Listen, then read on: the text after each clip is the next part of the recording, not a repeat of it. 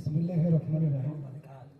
আলহামদুলিল্লাহ, সমস্ত প্রশংসা মহান আল্লাহর পাকের, যিনি আদিপিতা হযরত আদম শুক্রকে প্রথম রূপে সৃজন করে তার নিজ গর্ভ থেকে আত্মা দিয়েছিলেন। আদিপিতা সেই আত্মাকে জীবিত হয়ে প্রশংসা স্বরূপ উঠে বলেছিলেন আলহামদুলিল্লাহ। আজ আমরা অনাদিকাল পর সেই বাবার আকৃতি সুরত পেয়েছি এবং আমরা যার যার সুরত এবং কলপের দিক লক্ষ্য করে উঠে বলি আলহামদুলিল্লাহ এবং লাখো কোটি দরুদ ও সালাম বিশ্ব নবীর প্রতি। উপস্থিত ইমান আনয়নকারী হিদায়তি ভাই ও বোনেরা, সকলের প্রতি আমার আন্তরিক সালাম। আসসালামু আলাইকুম ওয়া রাহমাতুল্লাহি ওয়া বারাকাতুহু। আজ মুর্শিদ পাকের জন্ম উপলক্ষে আজকে যে অনুষ্ঠানটি হচ্ছে, আজকে দূর দূরান্ত থেকে যে সকল হিদায়তি ভাই এবং বোনেরা এসেছেন, আল্লাহ পাক যে আমাদের সুস্থ রেখেছেন, ভালো রেখেছেন, এর জন্য আমরা মালিকের কাছে আরেকবার প্রশংসা স্বরূপ উঠে বলি আলহামদুলিল্লাহ। কারণ পৃথিবীতে সবচেয়ে থেকে বড় নিয়ামত মানুষের সুস্থতা। মানুষ যখন সুস্থ থাকে পৃথিবীর সকল সুখ তার কাছে মনে হয়। যদি মানুষ আমরা অসুস্থ থাকি, পৃথিবীর সকল মনে হয় দুঃখ কষ্ট এই মানবের উপরে এসে পড়ে। তাই আমরা যারা মুর্শিদ পাকের সেই আল কোরআনের হিদায়াত গ্রহণ করেছি, আজ ওনা হয়তো পৃথিবীতে সশরীরে নেই, কিন্তু ওনার যে আদম্য অর্জন করেছেন, সেই আদম্য প্রত্যেকটা মানবের মধ্যে তিনি হয়তো বিরাজ করেন। যিনা পৃথিবীর বাংলাদেশের সিরাজগঞ্জ জেলা সাজাদপুর থানা এবং পোতাজি গ্রাম, ওনার যেখানে উফাত হয়েছেন, আজ হয়তো কোটি মানুষ, কিছু মানুষ হয়তো হিদায়তি ভাই বোনদের ভিতরেও ভুল বোঝানোর জন্য তারা সকল সময় লেগে আছে। আমাদের যেমন প্রাণপ্রিয় মোহাম্মদ সাল্লাল্লাহু আলাইহি সাল্লাম, তিনি আজ থেকে 15 বছর আগে তিনি চলে গেছেন। হয়তো আমাদের বয়স সবে মাত্র কারো 60, কারো 70, কারো 40, কিন্তু আমরা দেখা যাচ্ছে না আমাদের দৃষ্টিপথে যে ওই সৌদি আরবে কিন্তু মানুষ বিশ্বাসের ভার লক্ষ লক্ষ টাকা খরচ করে কিন্তু তার রজা মোবারক করে। আমরা যিনি কোরআনকে বাস্তবায়ন করে কোরআনের আল কোরআনের হিদায়াতে মানুষকে আহ্বান করা হলো, সত্য জানানো হলো এবং মানব জাতিকে মুক্ত করা হলো। এই কোরআনের ধর্ম হচ্ছে নিজ ধর্ম, কারো গোলামিত করার এই ধর্ম না। এই ধর্ম যার যার কর্মের ফল তার তার। বাবা ছেলেকে জন্ম দেয়, সন্তানের যদি অসুখ বিসুখ হয়, একমাত্র সন্তানই বোঝে যে অসুখের কি জানাটা। তাই এই নিজ ধর্ম আল কোরআনে যেমন আমরা বুঝেছি এবং পৃথিবীতে যিনি আল কোরআনকে বাস্তবায়ন করে এই গুণী মানুষকে মুক্তি করার জন্য সেই সত্যর পথ আমাদের দেখাইছেন, তাহলে আজকে তিনি সশরীরে নেই। আমাদের সকল ভাই ও বোনদেরকে দৃষ্টি রাখতে হবে যে কোনো অনুষ্ঠান হলে আমরা চেষ্টা করব তার রজা মোবারকে যদি আমরা সে চুম্ব দিতে পারি, তা আমরা মনে করবো যে আমাদের জীবনটা ধন্য। কারণ মানব জীবন কার কখন কোথায় কিভাবে শেষ হবে আমরা কেউ জানি না। তাই আমরা কেউ কারো দিকে কান না দিয়ে, আল্লাহ যেহেতু নিজস্ব মানুষকে জ্ঞান দিয়েছে, বোঝার তৌফিক দান করছে, কারণ দুনিয়াগত মানুষ চাইবে না যেই মানুষ সত্যের পথে চলুক। যেমন আমার মানব দেহে যত নফস আছে, সেই আগুলে বাহাস আছে যে আমরা সে আল্লাহর পথে এই মানবকে আমরা যেতে দেবো না। কিন্তু আল্লাহ ওখানে একটা ঘোষণা করছিল যে আমার প্রকৃত মুমিন, যে আমাকে ভয় করে, যে আমাকে বিশ্বাস করে, তুমি হাজার প্রলোভন দিলেও সে পথভ্রষ্ট হবে না। তাই দেখা যায় আসলে বাইরের যদি কেউ ক্ষতি করে অনেকটা বোঝা যায়, যদি কেউ মাথায় বাড়ি দিতে চায় দেখা যায় আমাকে আমাকে বাড়ি দিতেছে। আসলে আমার ভিতর যারা বসবাস করতেছে তারা সকল সময়ের জন্য আমাকে ধোকাবাজির ফাল কিন্তু ফালানোর জন্য সকল সময় চেষ্টা করে। হয়তো একজন চলাফেরা করি, একজনকে বিশ্বাস করি আমি, হয়তো আরেকজন দেখে কি ওর সাথে ভালো সম্পর্ক, তোর সাথে সম্পর্ক কিভাবে নষ্ট করা যায় ওই যে শয়তানের বলে পাবো এভাবে কিন্তু করবে। তখন ভিতরে যে আমরা বসবাস করছি কিন্তু টেংনাতে ওঠে, কি রে আমি এত ভালোবাসি এত বড় আমার ক্ষতি করে। তো চিন্তা করা উচিত যে আমাদের পরীক্ষা বাইরে এবং ভিতরে। তাই আমরা যতক্ষণ সে আদম নূর আছে, ততক্ষণ জীবিত আছি, সকল সময়ের জন্য সেই মুর্শিদ পাকের সে হুকুমত এবং আল কোরআনের যে হুকুমত সেইগুলোকে আমরা ফলো করব। কে কি বললো ওইটা আমার দেখার নাই, ওইটা আমার বলার নাই। আমি সকলের সময়ের জন্য দেখেন এই আল কোরআনের হৃদয়ের যতক্ষণ আমরা মানে ঘুমোতে না যাই ততক্ষণ সময়ের জন্য এই ইবাদতকে যে ফলো করে দেখেন তার বাইরের কোনো কারণে আমাদের সময় তার থাকে না, তার সকল সময় যদি খেয়াল থাকে আসলে সকাল থেকে শুরু করে আমি কর্মে যাই, চাকরি যাই, যেখানে যাই আসলে আমি কোনো ভুল করতেছি কিনা, আসলে আমার গলায় কোনো ভুল হচ্ছে কিনা, আসলে আমার হাত দ্বারা কোনো সঠিক কাজ করতেছে কিনা, প্রত্যেকটা হুকুমত কোরআনের এই মানুষের ভাব। মানুষই যদি সে কোরআনকে বাস্তবায়ন করতে চায় আগে নিজেকে আমার বাস্তবায়ন করতে হবে। আমি যদি পবিত্রতা না হই, আমি যতই আল্লাহর ইবাদত বندگی করি, আমি যতই নামাজ রোজা করি, আমার কোনো কাজে আসবে না। তাই অবশ্য যত পাঁচ ওয়াক্ত নামাজ আমাদের সকল হিদায়াতি ভাই বোনেরা এটা আমাদের দৃষ্টি রাখতে হবে, অবশ্যই সেই সালাত এবং নামাজ আমাদের পড়তে হবে, কারণ এটা শরীরের পক্ষে মুর্শিদ যে বলে গেছে শরীরের জন্য খুব উপকার। নামাজ একটা এমন উপকার জিনিস যে পাঁচটা ওয়াক্ত আপনার হাত মুখ ধুতে হয় এবং শরীর ভালো থাকে, পবিত্র থাকে, মন ভালো থাকে, শরীর স্বাস্থ্য ভালো থাকে। আজ তার জন্মদিন, কোন জন্মদিন সেটা বিষয়ে একটু আলোচনা আমাদের করা দরকার। মানুষ তো জন্ম দুনিয়াগত হয়তো দেখা যায় যে জন্ম হলেই পরে সেই বছর অন্তর সেই জন্মদিন মানুষ পালন করে, কিন্তু আমাদের যে প্রাণপ্রিয় মুর্শিদ পাক তিনি যে কোরআনকে বাস্তবায়ন করে যখন তিনি নতুন করে মুসলমান হয়ে জন্মগ্রহণ করেছে তখন তারপরে তার জন্মদিন সে নির্ধারিত করা হয়েছে। তাহলে কত মূল্যবান একটি বছর পর এই জন্মদিনটা।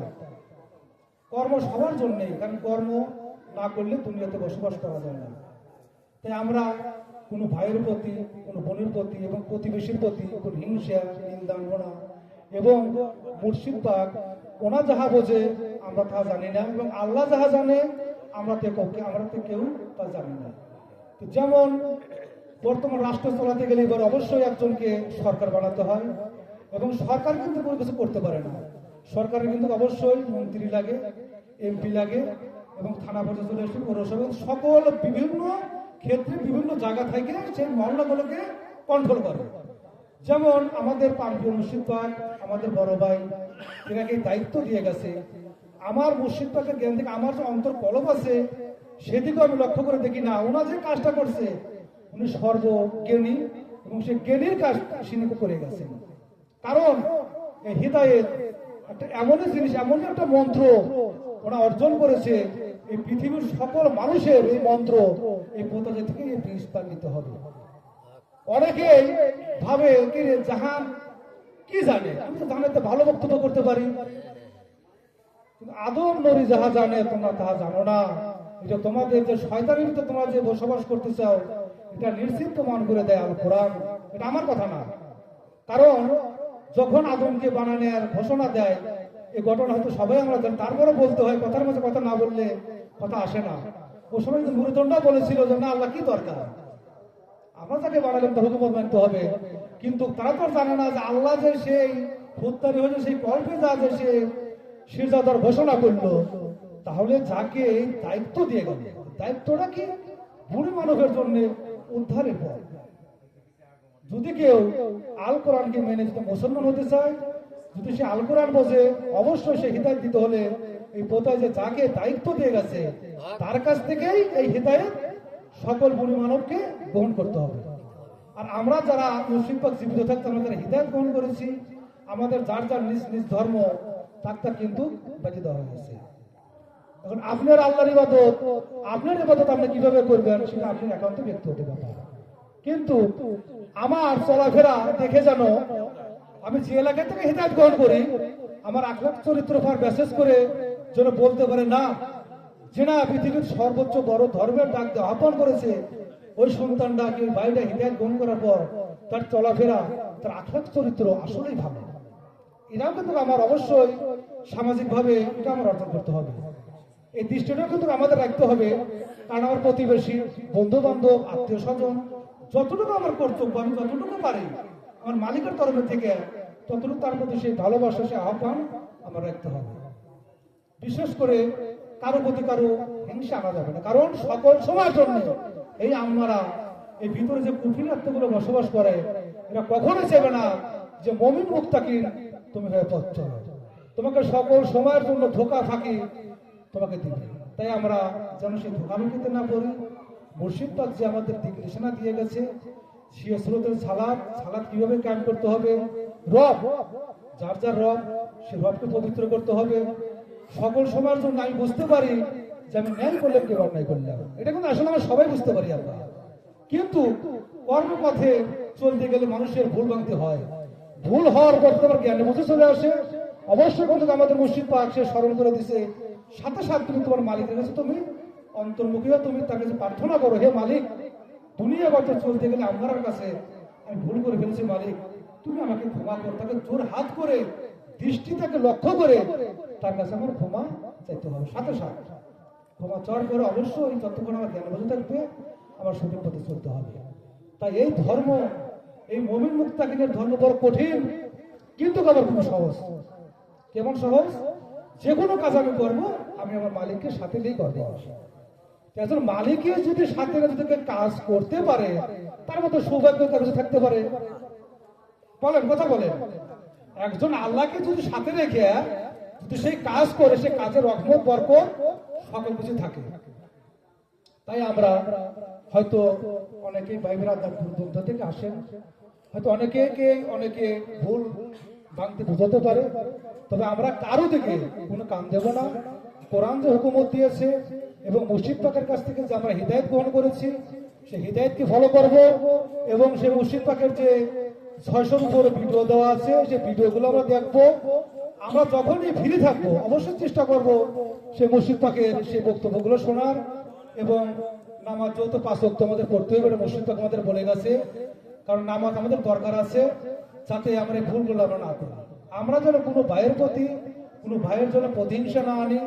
এবং যখন একজন ব্যক্তি মনে মনে ভাববে যে আমি তো অনেক কিছু কোরআনের সম্পর্কে আমি আলোচনা করতে পারি, আমি তো অনেকের থেকে অনেক জানি না, এমনও ভাই আছে সে বক্তব্য করতে পারে না, 10 জনের মাঝে কথা বলতে পারে না, সে প্রকৃত সে মুর্শিদের দিক মুখী হয়ে থাকে এবং আল্লাহর দিক মুখী হয়ে থাকে। তাই বলে ভাববো তো কিছু জানে না, তার মানে তার কি হইলো, আমার ভিতরে শয়তান আমাকে টেনা দিল, আমার ইমান থাকলো না। জ্ঞান বুঝে আসেন, বোঝেন সেই ধর্ম প্রত্যেকটা সময়ের জন্য মালিককে ধরে রাখতে হবে, অন্তরকে ধরে রাখতে হবে, দৃষ্টিকে ধরে রাখতে হবে। এ কিন্তু তামাশার জীবন না।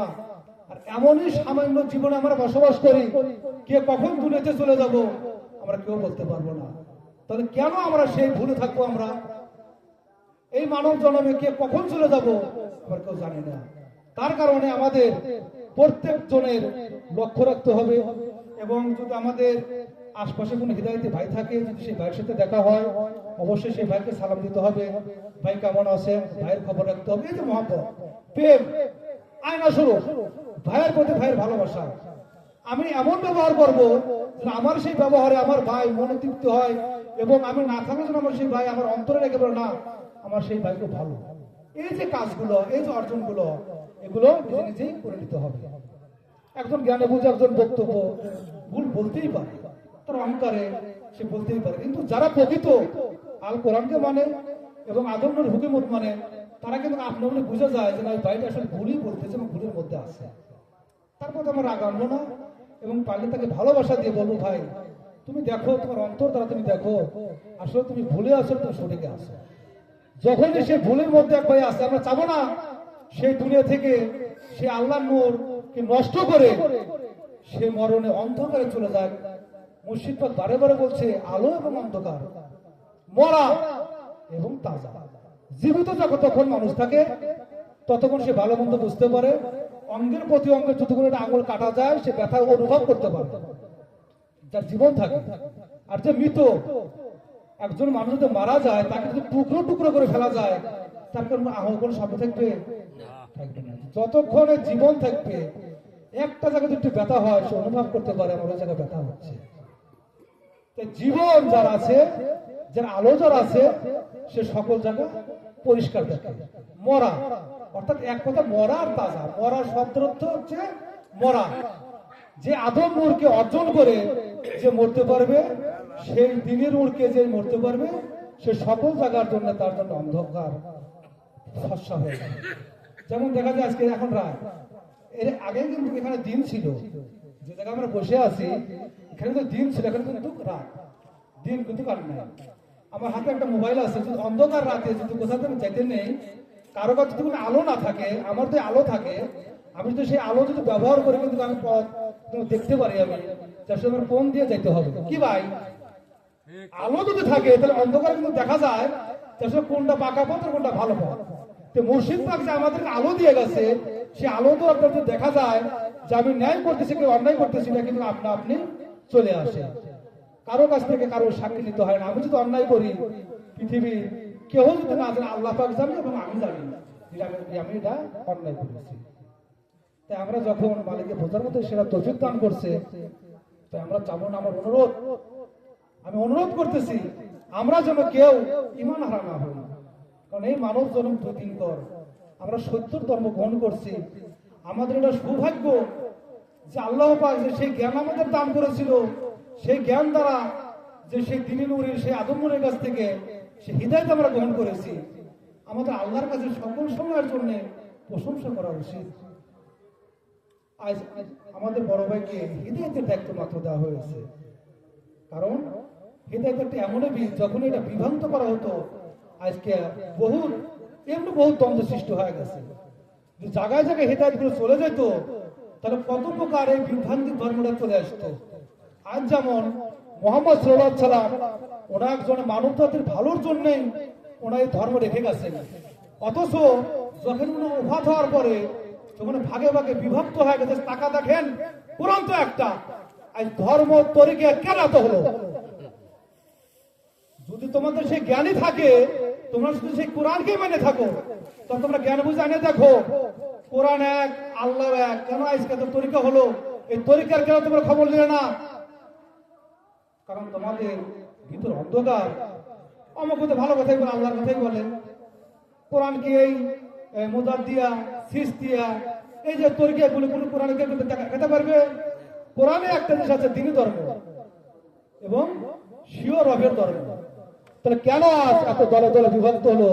আমার মুর্শিদ পাক এইখানে একটা বক্তব্য করছিল যে যখন আমার বয়স তো মাত্র নাই 70 নেই 80 বছর বয়স, আমি হয়তো নতুন এই ধর্মটা পরিচালনা করছি, আজ থেকে আরো যে আগে যে তরিকে ভক্ত তরিকাগুলো যে বানানো হলো, কেন আপনারা জিজ্ঞাসা করেন নাই কোরআনের ধর্ম কেন তরিকে এত মানে এতগুলো জিনিস জড়ো হলো? কারণ সেই জ্ঞানগুলো আপনাদের মধ্যে নাই, কারণ কোরআনকে আপনারা কখনোই দৃষ্টিতে দেখেন নাই, শুনেছেন। একজন কোরআন পড়ে সে কোরআনের হাফেজ হয়েছে, ওনা কোরআনের বক্তব্য করছে যে বাপ মা মারা গেছে, কবরের জন্য ঠিক আছে হয়তো মসজিদে দান করো, তোমার বাপ মা সওয়াব পাবে। আসলে মুর্শিদ পাক কথা বলেছে, আসলে কথাটা বললে হয়তো অনেকের মাইন্ডে আসবে, আসলে মাইন্ডে নেওয়া যাবে না কোরআনের কথা। এটা ওনাকে কোনো নূর এবং কোনো আত্মা ধরে মরেছে, উনি কোনো নির্ধারিত কোনো নফস আছে, উনি কোনো নফসকে অর্জন করতে পারছে, উনি কোনো কি সেই দুনিয়ায় বেঁচে থাকতে গেলে সেই নফসের কোনো পরিচয় দিয়ে গেছে? পারে না, কারণ পারবেও না। কিসলে পারবে না? নবুয়ত খতম, কোথাও কোন নবুয়তে ঢোকার মতো রাস্তা নাই। একমাত্র আল কোরআন যে মুহাম্মদ সাল্লাল্লাহু আলাইহি সাল্লাম রেখে গেছেন, ওনা অগাধ কষ্ট করে এই আল কোরআনকে বাস্তবায়ন করে মানুষের জন্য রেখে গেছিলেন। কিন্তু 1400 বছর পর পৃথিবীর মাঝে বাংলাদেশে সিরাজগঞ্জের সাদাতপুর পোতাজে গ্রামের একজন ব্যক্তি খৈমপুত্র সে আমির, সে কোরআনকে বাস্তবায়ন করে এই মানুষের মুক্তির পথ, খোলাসা পথ, কারো কোনো বন্দী নয়, নিজ ধর্ম যার যার ধর্ম সে পালন করবে। আমি আমার রবের ধর্ম আমি কিভাবে পালন করব, এটা আমার একান্ত ব্যক্তিগত ব্যাপার। কিন্তু তারপরে সামাজিক ভাবে আমার তো আখলাক চরিত্র ব্যাপার স্যাপার আছে। আমি যতই ইবাদত করি, সামাজিক ভাবে যদি আমার ভালো চরিত্র না থাকে, তাহলে সে ভালো চরিত্র সে সার্টিফিকেট পাবো আমি? পাবো না। তাই আমার মুর্শিদ পাক বলেছিল যে আমি যে গাছ বলেছি সেই গাছের ফল তোমরা খায় দেখো যে আসলে কতটুকু মিষ্টি। যারা হয়তো মসজিদের এই ধর্ম মানেছে, যারা এই পথে চলে, একমাত্র তারাই এই ফলের মিষ্টি কতটুকু তারা অনুভব করতে পারে। তাই এত ধর্ম হলো, কোনদিন তোমরা এই ধর্ম তোমরা যাচাই বাছাই করলে না। আমার মুর্শিদ পাক এই কথা বলেছিলেন জীবিত থাকতেকালে, বাংলাদেশ এবং পৃথিবীর সকল রাষ্ট্রীয় ক্ষমতায় যারা থাকে তাদের বলা ছিল যে আপনারা ধর্মকে যাচাই করুন, যাচাই করে একটা ধর্ম করুন, সেই ধর্ম যদি সত্যি হয় আমি সেটা মানব। আর আমার যদি সেই কোরআনের ধর্ম সত্যি হয়ে থাকে তাহলে অবশ্যই মানব জাতির মুক্তির জন্য আমার এই আল কোরআনের আমি যে হিদায়াত দিচ্ছি মানুষের জন্য সেই হিদায়াত তার গ্রহণ করতে হবে। কারণ একজন ব্যক্তি যদি কোরআনকে বাস্তবায়ন না করে, আল্লাহ যদি সত্য সে না জানে, এত সত্য আজ পর্যন্ত কেউ প্রকাশ করতে পারে নাই যে নবীয়ত সম্পর্কে, সকল সৃষ্টির সম্পর্কে ওরা যেভাবে আমাদেরকে বুঝিয়ে দিয়ে গেছে আজ থেকে 100 বছর আগে গেছে, এগুলোর মধ্যে আমরা কেউ জানতেই পারিনি, বুঝতেই পারিনি। তাহলে আমরা আল্লাহর যে মূল রহস্য সৃষ্টির সকল ভেদ তত্ত্ব আমরা জানি, সকল সৃষ্টির পরিচয় আমরা দিতে পারি, এর থেকে বড় আর কেউ থাকতে পারে আমাদের জীবন আর? তাহলে কেন আমরা সেই মুর্শিদ পাকের রোজা আসবো না? আজ তার জন্ম, অবশ্যই আমাদের যত কাজে থাক চেষ্টা করবো, মানব জন্ম অসুখ বিসুখ আপদ বিপদ থাকতেই পারে, তারপরও আমাদের চেষ্টা করতে হবে তার রওজা যদি আমি একটা বার যদি আমি চুম্বন মোবারক করতে পারি আমার জীবনে মনে করুন সার্থকতা। তাই আমি সকলের কাছে জোরহাত করছি, এই মানব জন্ম যার যার তার তার এটা যে সত্য, কিন্তু সত্য ধর্ম পেয়ে আপনার পিছিয়ে কিন্তু বাইরের মানুষ লেগে আছে এবং ভিতরকর যারা আমার এবং কুফরির আত্মা সকল সময়ের জন্য তোমাকে ধোঁকাবাকি দিবে। তাই আমার অনুরোধ, আমরা কেউ যেন সেই পথভ্রষ্ট না হই, কোনো ভাইয়ের প্রতি হিংসা বিদ্যা আমরা না আনি। আর এইখানে বারে বারে একটি কথা বলা হয় যে জায়গাটা কেন যাবো আমরা, আমি চ্যালেঞ্জ করে বলতেছি আজ পর্যন্ত মুর্শিদ পরিবারের কোন লোক এখানে আসা নিষেধ করে নাই। যখন থেকে আমার এই বড় ভাইকে দায়িত্ব দেওয়া হয়েছে সকল সময়ের জন্য এই মানুষকে ডাকা হচ্ছে, শুধু একা আমরা সকল ভাই, যদি আমার সেই ভাইয়ের যদি চলাফেরা যদি ভুল ভাঙতে হয় আমরা সংশোধন করব। বাবার প্রদীপ কিভাবে চালাতে হয় সকলের একত্রবদ্ধ হয়ে প্রদীপ চালাতে হবে, নাকি আমরা মানসিকতা শুনে লিয়া ওই জায়গায় যাওয়া যাবে না? আমরা সরাসরি ফাঁকা থাকবো আমরা, তাহলে আমরা কি হলাম, আমরা কি শিখলাম?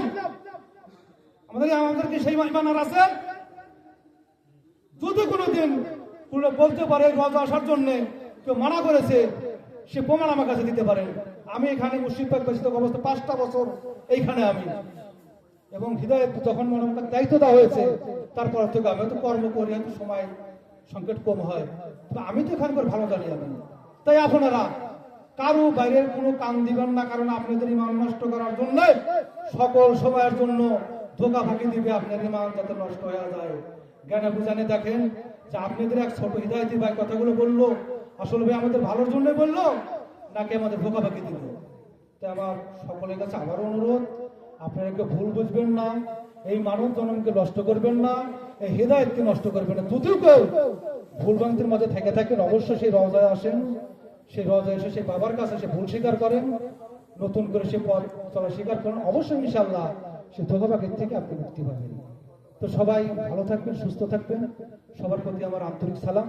আসসালামু আলাইকুম ওয়া রাহমাতুল্লাহি ওয়া বারাকাতুহু।